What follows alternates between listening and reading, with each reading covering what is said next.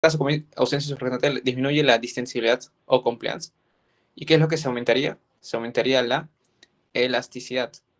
Y la elasticidad es la capacidad de un tejido a que vuelva a su estado original, o sea, su tamaño original. Entonces, el pulmón va a hacerse más chiquito, o sea, por aumento de la elasticidad. Eso es lo que ocurre. Por eso es aquí lo que vendría a ser es la letra C, aumento de la fuerza retráctil del pulmón. Pulmón, recuerden, tiene esa tendencia a colapsar, o sea, a hacerse pequeño. Y la caja torácica a expandirse. Y es como que se contrapone. Entonces, eso es lo que deberían tomar en consideración. Igual podrían sacar por descarte realmente. Es como que dicen, estabilización de volumen alveolar, no. Aumento de la compliance, no. Reducción de la diferencia, tampoco. Esto no tiene que ver ya, no sé. Traten de siempre razonar las claves que tienen y buscarle la lógica, porque si memorizan todo no tiene chiste realmente. La pregunta 7. ¿Cuál podría causar un descenso en la ventilación alveolar? Ya esta pregunta sí es bien complicada, la verdad.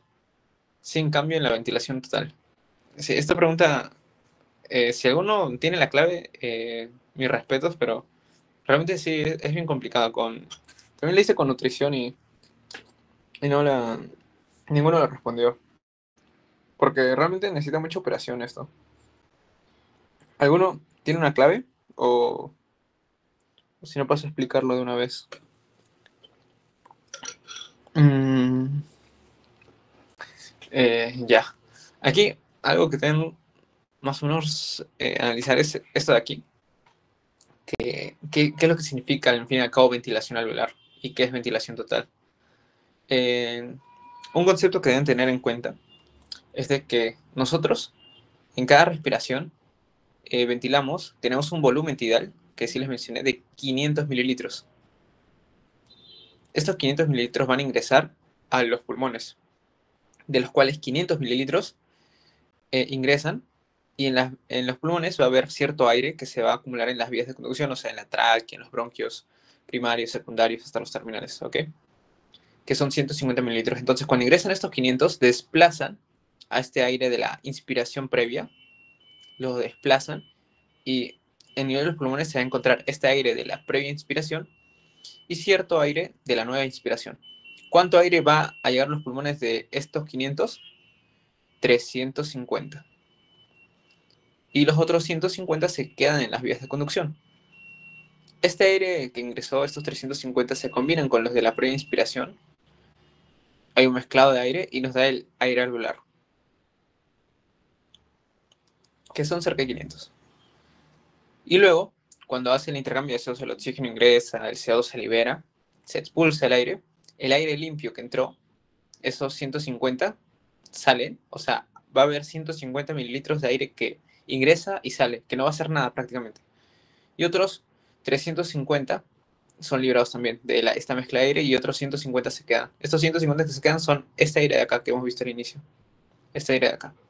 Entonces, a manera de resumen de todo esto, para que vean más o menos, es de que de los 500 mililitros que nosotros respiramos en cada ventilación, o sea, de lo que ventilamos, 350 van a ser los que hacen intercambio gaseoso o los que van a llegar al alveolo finalmente. Entonces, la ventilación alveolar va a ser el aire que llega al alveolo por minuto, ¿ok? De lo que vendría a ser la ventilación total. La ventilación total es todo el aire que nosotros hacemos ingresar a nuestras vías respiratorias.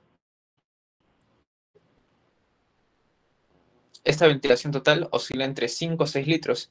Aquí está 6 litros porque nosotros respiramos aproximadamente 500 mililitros por 12 respiraciones aproximadamente. Esto te da un total de 6 litros. ¿Ok? Aquí está la ecuación igual. Entonces, eso es lo que quería mencionarles. Entonces, ¿cómo calculamos la ventilación alveolar? ¿Cómo se calcula esto? Lo que hacemos nosotros es lo que vendría a hacer la ventilación total, o bueno, la ventilación por minuto, lo que hacemos es, bueno, de hecho, disculpen, lo que hacemos es al volumen de aire que nosotros respiramos, bueno, inspiramos en cada ventilación, que es el volumen tidal, le restamos el volumen del espacio muerto anatómico. Y esto sería igual al volumen, o sea, la ventilación alveolar. Por ejemplo, volumen de espacio muerto anatómico, aquí lo tienen, aquí está el espacio muerto anatómico y 150 mililitros. O sea, en nuestra vía respiratoria hay 150 mililitros de espacio en el cual el oxígeno no va a hacer intercambio gaseoso. ¿Por qué? Porque son vías o son espacios que no tienen neumocitos tipo 1, que se encargan de realizar intercambio gaseoso. Por ejemplo, en la tráquea no hay neumocitos tipo 1. Ese es parte del espacio muerto anatómico. El espacio muerto anatómico son esas vías que no tienen la capacidad para hacer intercambio gaseoso. No tienen neumocitos tipo 1. Por eso se llama espacio muerto anatómico. Por eso netamente es zonas anatómicas. Todas las zonas de conducción son, en este caso, el espacio muerto anatómico. Y tiene un volumen de 150 mililitros aproximadamente. Entonces, cuando nosotros queramos calcular el volumen alveolar, eh, restamos, o sea, el volumen tidal menos el volumen del espacio muerto anatómico. Esto es 150 siempre. Y este volumen tidal sí varía. Usualmente es 500. O si nos dan otro valor, podría ser 600. Por ejemplo, 500 menos 150, 350. Y 600 menos 150, acá es 450. O sea, normalmente va a ser 350, pero si nos indican algo diferente, puede tomar otros valores, como podemos ver aquí. Luego, este volumen alveolar, lo que nosotros hacemos para calcular la ventilación alveolar es multiplicarlo por la frecuencia respiratoria, que usualmente es 12. Y esto nos da un volumen de 4,2 aproximadamente. 4,2 litros. Entonces, ya ven de que de los 6 litros, no todo va a ir a los alveolos a hacer intercambio gaseoso. Una parte, de hecho, entra y se va. Mientras que la otra sí lo hace. Entonces, toda esta explicación para qué era? Para ver cada una de estas ecuaciones que nos dan. Nos dice cuál de los siguientes enunciados te genera un descenso de la ventilación alveolar, o sea, de esos 4,2 litros que usualmente son la ventilación alveolar, en qué casos ese puede ser disminuido sin cambio de que la ventilación total. O sea, nos indican de que nosotros ventilemos 6 litros por minuto, pero de esos 6 litros, los 4,2 litros que normalmente eran lo que nosotros ventilamos normal, que eso disminuya. Entonces vamos a poner ciertos ejemplos. Vamos a tomar como consideración de que tenemos lo normal, en este caso, lo normal va a ser de que tenemos una persona que tiene una frecuencia ventilatoria y aquí va a tener un volumen, supongamos, a ver, ¿de qué nos hablan? Ya, un volumen tidal. Un volumen tidal y aquí un volumen alveolar. Entonces, una persona normal va a tener una frecuencia ventilatoria de 12, un volumen tidal de 500 y su volumen alveolar va a ser de 350. Porque recuerden, lo que nosotros hacemos para pasar del volumen tidal al volumen alveolar es restar 150 mililitros. Entonces, aquí la ventilación, voy a poner acá una línea, la ventilación total y aquí otra. Y la ventilación alveolar va a ser diferentes. O sea, este es el volumen alveolar y esta es ventilación alveolar, ¿ya? La ventilación total, o sea, ¿cuánto ventilamos? Ventilación es el volumen por la frecuencia. La ventilación total aquí es de 6 litros y el volumen alveolar es de 4,2. Si es que mal no me recuerdo. ¿Ok? 6 litros y acá 4,2.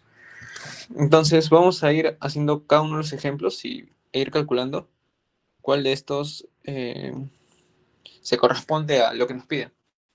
Veamos. El primero, una disminución de la capacidad residual funcional. Ya, esto de por sí no tiene nada que ver, porque ya les mencioné de que la ventilación alveolar depende de la frecuencia cardíaca, la frecuencia ventilatoria o frecuencia respiratoria por el volumen alveolar. Entonces, nosotros multiplicamos la frecuencia ventilatoria por cuánto volumen de aire llega al alveolo en cada ventilación. Entonces, esto de disminución de la capacidad residual funcional no tiene nada que ver. Aquí, un aumento de la frecuencia respiratoria y volumen tidal. O sea, en la letra B nos dice de que va a haber un aumento de la frecuencia ventilatoria. Supongamos que ya no es 12, ahora es 15. Y de que nuestro volumen alveolar, que es 350, va a aumentar. Supongamos que nosotros tenemos aquí Aquí tenemos 650 ya. 650. 650 de ventilación total, menos 150 sería un volumen alveolar de 500. Entonces, Nuestra ventilación total nos saldría en este caso 7,5 litros, porque la ventilación total es multiplicar. Disculpen. Ahí está mal. La ventilación total es multiplicar la frecuencia ventilatoria por la ventilación, el volumen total, el volumen tidal. En este caso, esto saldría cerca de 9,7 litros. Y la ventilación alveolar vendría a ser el volumen alveolar por la frecuencia ventilatoria. O sea, 500 por 15, que vendría a ser 7,5. A nosotros nos piden que haya un descenso de la ventilación alveolar. Aquí en este caso está viendo un aumento de la ventilación alveolar. Y aparte, la ventilación total también está aumentando, pero a nosotros nos piden de que no cambie. Entonces, esta no puede ser. La C nos menciona... Bueno, vamos a dejar la C por un momento y la D. Y vamos a ver la E. La E nos dice una disminución de la frecuencia respiratoria y el volumen tidal. O sea, más de lo mismo. Finalmente, si ambos disminuyen, o sea, si disminuye la frecuencia ventilatoria, supongamos que ya no es 12, ahora es 10. Y aquí no es 500, sino acá es 450. Y el volumen alveolar, el volumen de aire que va a llegar a los alveolos va a ser, en este caso, 300. La ventilación total va a ser 4,5 litros y la ventilación alveolar va a ser de 3 litros. O sea, en ambos casos está disminuyendo. O sea, que era 6 pasa a 4,5 y que era 4,2 pasa a 3 litros. O sea, tampoco vendría a ser este. Entonces estaríamos en la letra C o la D. Vamos a ver la letra D, que es lo que nos dice. Una disminución de la frecuencia respiratoria y un aumento del volumen tidal. La letra D nos dice que va a haber una disminución de la frecuencia respiratoria. O sea, ya no va a ser 12. Vamos a ponerlo en 10. Y un aumento del volumen tidal. El volumen tidal que era 500, ya no va a ser esto. Vamos a ponerlo en 650. No, disculpen. No, en 650 no. Vamos a ponerlo en 600. 10 por 600 nos sale 6 litros de ventilación total.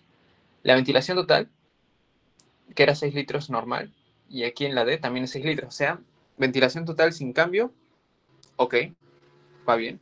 Y luego nos dice que hay un aumento del volumen tidal. No, disculpen, nos debe haber un descenso de la ventilación alveolar. Entonces, calculamos el volumen alveolar. 600 menos 150, 450. Y ahora este 450 lo multiplicamos por 10 para calcular la ventilación alveolar. Entonces, en la ventilación alveolar nos sale 4,5 litros, pero lo normal es 4,2, entonces habría un aumento de la ventilación alveolar. Pero aquí nos piden un descenso, entonces la letra D, si bien hay un mantenimiento de la ventilación total, no hay un cumplimiento del descenso de la ventilación alveolar. Entonces, el único caso que se correspondería vendría a ser la letra C, que es un aumento de la frecuencia respiratoria y una disminución del volumen tidal. ¿Cómo es así? Veamos. La frecuencia ventilatoria, vamos a aumentarla, ya no es 12, vamos a ponerla en 15. Y el volumen tidal vamos a disminuirlo, ya no sea 500, sino 400. 400 por 15 nos sale 6 litros, o sea, la ventilación total se mantiene. Y aquí vendría a ser 400 menos 150, 250. 250 por 15 nos da 3,7 aproximadamente litros. Entonces, la ventilación total, que lo normal es 6 litros, en este caso en la letra C es 6 litros. O sea, mantenemos la ventilación total.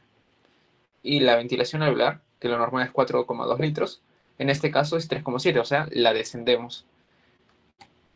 Entonces la clave vendría a ser la letra C, que nos dice de que en qué caso nosotros podemos descender la ventilación alveolar, o sea, la cantidad de oxígeno que llega a los alveolos, sin generar un cambio en cuanto aire nosotros metemos al aparato respiratorio, es en el caso de que nosotros estemos aumentando la frecuencia respiratoria, o sea, estemos hiperventilando, y disminuyamos el volumen tidal, o sea, disminuyamos la amplitud de la respiración. En otras palabras, cuando nosotros hacemos eso, cuando hiperventilamos así, con respiraciones superficiales, estaríamos más que todo disminuyendo la cantidad de oxígeno la cantidad de aire que llega finalmente a los alveolos. Entonces, ¿se entendió esta parte de la pregunta 7, chicos?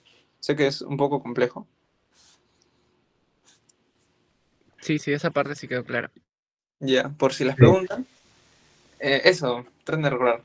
Datos importantes que no olviden es que el volumen del espacio muerto es 150 mililitros. El espacio muerto anatómico, ojo, porque también hay otros tipos de espacio muerto. Eso no olviden. Y que la fórmula, cuando les hablan de ventilación, les hablan de volumen por unidad de tiempo. Entonces, para calcularlo, multiplican lo que tendría que ser el volumen del espacio que les piden por la frecuencia de ventilación o frecuencia respiratoria. No olviden esto, 150 mililitros. Eso es un dato importante. Y también el volumen tidal, que normalmente es 500. Ahora, borro esto. Esta pregunta por eso les decía de que era bien difícil, porque demora mucho más que todo. Entonces, si les llega algo así, que no creo, ya más o menos saben cómo afrontarlo. Ahora, la pregunta 8 dice, estudiante de medicina desaprobado a recibir la noticia entra en llanto ya que perderá un año de estudios, lo que ocasiona un incremento, y eso es importante, de la frecuencia respiratoria con inspiraciones y expiraciones profundas. Este evento fisiológicamente puede producir todo lo siguiente, excepto, a ver chicos, ¿qué podría causar? Una saturación de oxígeno arterial normal, o sea, ¿qué no puede causar? Disculpen. Saturación de oxígeno normal, disminución del espacio muerto fisiológico, hiperventilación, incremento del volumen alveolar o hipercapnia. ¿Alguno tiene una clave?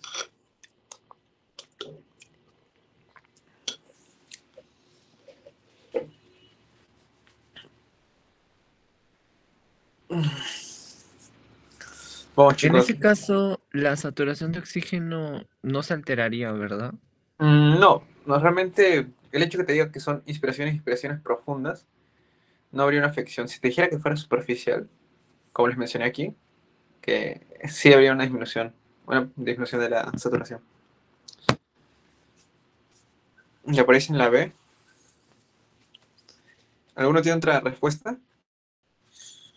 O sea, ya les dije que no es la A.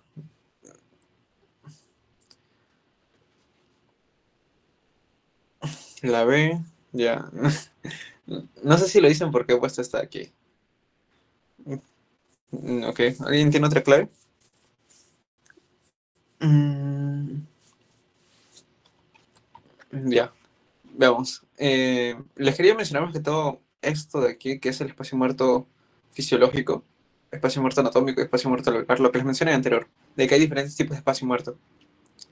Para explicarlo, presta un poco más de atención y es más que todo el hecho de que espacio muerto anatómico son las vías de conducción, la tráquea, los bronquios, los bronquiolos secundarios, todo eso son vías de conducción las cuales no tienen neumocitos tipo 1. Los neumocitos tipo 1 se encargan de hacer el intercambio, eso, no olviden eso. Entonces, todas estas vías de conducción, la faringe, todo ello, no va a realizar intercambios. Entonces, es el espacio muerto anatómico. El espacio muerto alveolar son aquellos alveolos que de por sí sí tienen la capacidad de hacer intercambio gaseoso, pero por alguna razón, por alguna patología o algún desbalance en cuanto a la ventilación, no lo pueden hacer. ¿Por qué? Porque si bien hay perfusión, o sea, hay sangre que está recorriendo los capilares para que haya intercambio gaseoso, la ventilación, el oxígeno, no está llegando. Puede ser, por ejemplo, que hay edema pulmonar, o sea, hay líquido en los alveolos. Puede ser porque el alveolo está obstruido, o sea, está colapsado, o hay una obstrucción. Ok, este es el espacio muerto alveolar. O sea, son alveolos que por ser alveolos tienen la capacidad de hacer intercambio gaseoso, pero por alguna patología no lo hacen. Esto, en una persona normal, este espacio es muy bajo, es de prácticamente 0 mililitros o a 5 mililitros, realmente no es significativo. Entonces, eh, lo que nosotros mencionamos siempre es de que el espacio muerto fisiológico, que es la suma del espacio muerto anatómico más el espacio muerto alveolar, no olviden esto, es espacio muerto fisiológico, es igual al espacio muerto anatómico en una persona sana, porque el espacio muerto alveolar es muy pequeño, muy bajo, es casi nada. En patologías esto ya cambia, y por ejemplo tenemos un espacio muerto anatómico de 150 un espacio muerto alular de 300 y finalmente tenemos un espacio muerto fisiológico de 450, pongámosle. Entonces, eso por mencionarles. Espacio muerto anatómico, vías de conducción. Espacios, lugares donde no hay capacidad per se, no, porque el hecho de que no hay neumocitos tipo 1. Espacio muerto alular, hay neumocitos tipo 1, pero no pueden realizar intercambio gaseoso porque hay una patología o algo que está afectando la ventilación. Y el espacio muerto fisiológico es la suma de estos dos. Entonces, realmente, aquí, esta primera pregunta nos dicen qué es lo que podría pasar, qué es lo que no podría pasar en este paciente. Vemos de que hay un aumento de la frecuencia respiratoria. En otras palabras, está teniendo mayor cantidad de ingreso de aire en cuanto a la frecuencia. Y también nos menciona que las inspiraciones y expiraciones son profundas, no son superficiales. O sea, probablemente aquí el volumen tidal, que normalmente era 500, el volumen que nosotros inspiramos por cada ventilación, que es 500 de volumen, ha pasado a 600. O sea, está ingresando mucho más aire. O sea, estamos ventilando bien nuestro cuerpo. Demasiado bien, incluso. Entonces, si ingresa demasiado aire, o sea, la saturación estaría normal. No habría tanta complicación. No habría una disminución en cuanto a la saturación. Entonces, esto es normal. Y aquí te ven lo que no es. O sea, lo que no ocurriría. Eso sí ocurriría en este caso. Disminución del espacio muerto fisiológico. O sea, al hacer ingresar más oxígeno, realmente estos alvéolos que tal vez no están teniendo suficiente oxígeno, ahora sí lo van a tener. Si lo tienen y como tal, el espacio muerto alveolar disminuye aún más. O sea, de lo que era, ponle 0, yo qué sé, de lo que era 2 mililitros, ahora es 1 mililitro. Y finalmente eso se traduce en una disminución del espacio muerto fisiológico. Realmente es muy, o sea, disminución de 1 mililitro ya, pero disminuye. Por eso esta pregunta es medio rarita. Pero aquí el espacio muerto fisiológico disminuiría, pero muy poquito, pero disminuye. ¿Ok? Porque está habiendo mayor oxigenación. Estos alvéolos, que con 2 mililitros que normalmente no realizan, que es un volumen que no realiza intravenöso, ahora porque hay mejor oxigenación, se reduce esos 2 mililitros y causa una disminución finalmente del espacio muerto fisiológico. Entonces, eso también ocurriría en este caso de que está hiperventilando. Hiperventilación, pues claro, el paciente está aumentando la frecuencia respiratoria y la inspiración y expiración, o sea, está hiperventilando. Incremento del volumen alveolar, o sea, el volumen de los alvéolos, o más que todo lo que vendría a ser el volumen de aire que ingresa a los alvéolos, lo que les mencioné. El volumen alveolar es igual a la ventilación, a lo que decía el volumen tidal menos el espacio muerto anatómico. El volumen tidal ya no es 500, ahora es 600. Y el espacio muerto anatómico es 150 siempre. Restas esto y te sale 450. El volumen alveolar, que normalmente era 350, ahora pasó a 450. O sea, había un aumento. Y ahora, hipercapnia. Hipercapnia es más que todo el aumento de la concentración de CO2, de dióxido de carbono a nivel sanguíneo. Ahora, en este caso, ¿habría hipercapnia, chicos? ¿A qué más está asociado la hipercapnia? ¿Qué es lo que debería ocurrir con las ventilaciones? ¿Aumentar o disminuir? Disminuir. Ajá. Si disminuyes, acumula CO2. O sea, aumenta el CO2 en sangre y causa hipercapnia. Pero aquí está hiperventilando. O sea, algo que es prácticamente imposible que ocurra en este paciente es la hipercapnia. Porque este paciente, al estar hiperventilando, está botando CO2 de su cuerpo. O sea, aquí de su boquita, pongámosle, bota CO2, bota CO2. Eso es lo que ocurre con la hiperventilas. Incluso el hecho de botar tanto CO2 puede causar mareos. Te puede causar un trastorno ácido base que vendría a ser la alcalosis respiratoria.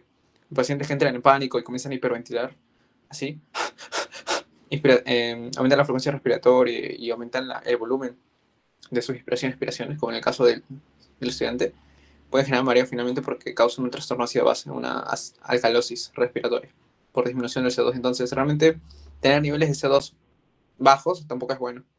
Entonces, aquí lo que no ocurriría en este paciente, bueno, este alumno, es la hipercapnia. Esa hipercapnia ocurriría si es que el alumno entraría, yo que sé, se desmayara. Se desmaya y hipoventila. Si hipoventilara, ahí habría hipercapnia, pero para que esté hiperventilando, entonces la respuesta sería la E. ¿Se entendió? Sí. Ya, aquí se los marco. Hipercapnia. Ya.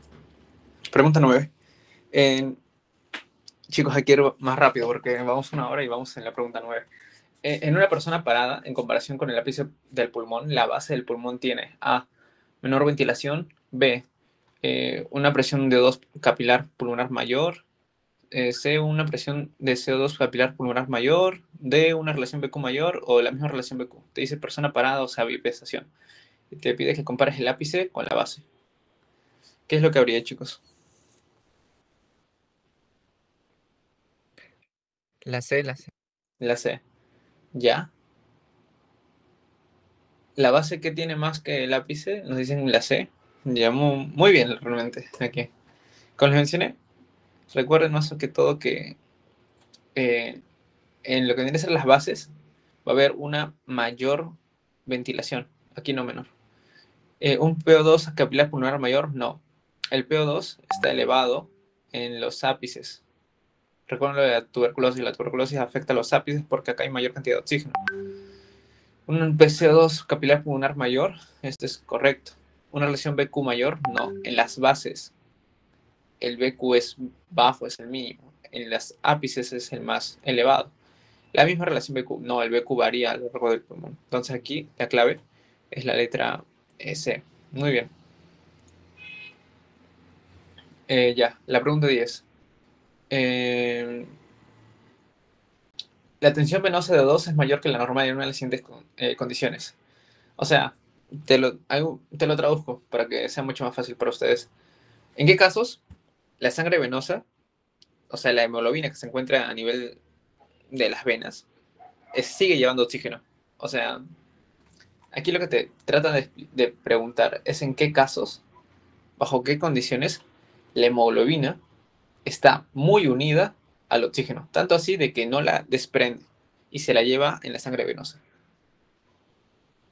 ¿Esto qué vendría a ser? Una desviación de la curva de la hemoglobina hacia la izquierda o hacia la derecha,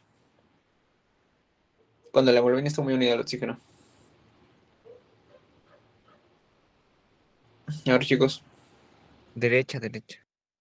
recuerda que cuando es a la derecha, la hemoglobina suelta el oxígeno. Aquí estamos hablando de que en la sangre venosa, la que retorna a los pulmones para oxigenarse, tiene bastante oxígeno. O sea, como que la hemoglobina no está soltando el oxígeno. Entonces aquí sería más que todo un desplazamiento hacia la izquierda. Entonces, aquí lo que debes buscar es cuál de las siguientes alternativas de aquí te genera una desviación de la curva hacia la izquierda. Entonces, bajo eso, ¿cuál vendría a ser la respuesta, chicos? La La A. ¿Ya? ¿Alguno tiene otra clave? Ya, muy bien. De hecho, sí, sí es la A. Recuerden que una desviación de la curva hacia la izquierda, la hemoglobina unida al oxígeno, mucho más. Y hacia la derecha, la hemoglobina libera el oxígeno hacia los tejidos. Si a nivel de la sangre venosa tenemos hemoglobina con oxígeno, o sea, aumenta esto, es porque la hemoglobina no está soltando el oxígeno. Medio raro, ¿no? Entonces, lo que está viendo es un desplazamiento de la curva hacia la izquierda. Recuerda, los 4 factores, cualquiera de estos 4 que disminuya te genera una desviación de la curva hacia la izquierda. O en otras palabras, también un aumento del pH. La hipotermia, disminución de la temperatura. Incremento del gasto cardíaco, aquí más que todo aumentas el flujo de sangre. No tiene mucho que ver realmente. En el ejercicio aumentas también la temperatura. La acidosis metabólica, más que todo, es una disminución del pH, en otras palabras, un aumento de la concentración de protones. Y la anemia severa aquí realmente no juega un rol importante en cuanto a la curva de la asociación de la hemoglobina. Entonces aquí la clave que te genera una desviación de la curva hacia la izquierda es la hipotermia, el hecho que disminuye la temperatura. Disminuye la temperatura genera desviación de la curva hacia la izquierda. Muy bien. Esto ya lo voy a dejar así. La pregunta 11. ¿Cuándo se dice que una sangre tiene una curva? Disculpen. ¿Cuándo se dice que una sangre tiene una curva de disección hacia la izquierda? Disculpen, cuando se dice que una sangre tiene una curva de disección hacia la izquierda, ¿qué es lo que indica? Ninguna de las anteriores son correctas, bueno, de las posteriores. Que la hemoglobina capta fácilmente el oxígeno, no se modifica la captación del oxígeno por la hemoglobina y que la hemoglobina capta difícilmente el oxígeno, que la hemoglobina suelta fácilmente el oxígeno. ¿Cuál de estas es la alternativa, chicos? Y cuando hay disección a la curva hacia la izquierda, ¿qué es lo que significa? Ya. Fabricio dice la B. Y sí, realmente es eso. Cuando hay decisiones de la curva hacia la izquierda, significa de que la hemoglobina capta fácilmente el oxígeno y se une fuertemente. Aquí lo dice. Aumento de la afinidad de la hemoglobina por el oxígeno. El P50 disminuye, no olviden eso. Y el efecto Halla, más que todo, es lo que se relaciona con la división de la curva hacia la izquierda. Y la división de la curva hacia la derecha, más que todo, es que la hemoglobina pierde afinidad por el oxígeno, o sea, lo libera. El P50 disminuye, o sea, la presión a la cual la mitad de la hemoglobina está saturada. Y el efecto Bohr es el hecho de que la afinidad por el oxígeno va a disminuir debido a la presencia de hidrogenes o CO2. Entonces aquí, muy bien, que la hemoglobina capta fácilmente el oxígeno, es la respuesta correcta. Pregunta 12. En relación a la dinámica de la ventilación. A. La aspiración normal es fruto de la elasticidad pulmonar. B. Los principales músculos inspiratorios son los intercostales internos. C. El diafragma es el principal músculo expiratorio. D. Los rectos abdominales contribuyen a la inspiración. Y E. Los intercostales externos contribuyen a la expiración. ¿Cuál vendría a ser la alternativa, chicos?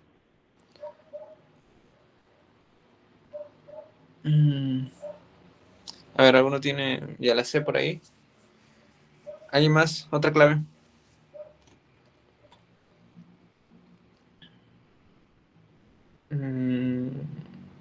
Ya. Vamos a ver. Aquí más que todo para que se guíen un poco. Y recuerden de que el principal músculo inspiratorio vendría a ser el diafragma. ¿Ok? Diafragma. Y en todo caso aquí está incorrecto porque los intercostales internos no se encargan de la expiración, se encargan de la expiración. Recuerden, la I, lo contrario, la E. Expiración. O sea que está mal. El diafragma es el principal músculo expiratorio, mal. El diafragma se encarga de la inspiración, por eso está mal. Los rectos abdominales, o sea, músculos a nivel del abdomen, contribuyen a la inspiración. No, aquí es la expiración lo que les mencioné. Los músculos del tórax superior, inspiración, tórax inferior, bueno, abdomen de por sí, la expiración. Y los intercostales externos contribuyen a la expiración. Intercostales externos, lo contrario sería la I, o sea, los intercostales externos se encargan de la inspiración, no de la expiración, la que está mal. Y aquí te dice, la expiración normal es fruto de la elasticidad pulmonar. Pues claro, como pueden observar aquí, los pulmones tienen esa capacidad de disminuir o colapsar. La expiración es cuando los pulmones se reducen su tamaño y liberan el oxígeno, o sea, el aire. Y esa es la propiedad de los pulmones, el hecho de, debido a este retroceso elástico que tiene, disminuye su volumen y genera la expiración. ¿Ok? Entonces aquí la respuesta que se relaciona más con la dinámica de la ventilación es la expiración normal es fruto de la propia elasticidad pulmonar. No olviden, igual las otras claves la pueden descartar. Siempre hagan eso. Si no saben alguna, descarten las claves. Siguiente, pregunta 13. ¿Es finalidad de la función de la contribuir con el transporte de oxígeno? B. Mantener una adecuada perfusión alveolar. C. Contribuir a la difusión. D. Fomentar intercambio alveolar. O E. Incrementar la presión alveolar de oxígeno. ¿Cuál vendría a ser la respuesta correcta, chicos? Aquí traten de buscar todas las correctas y descarten.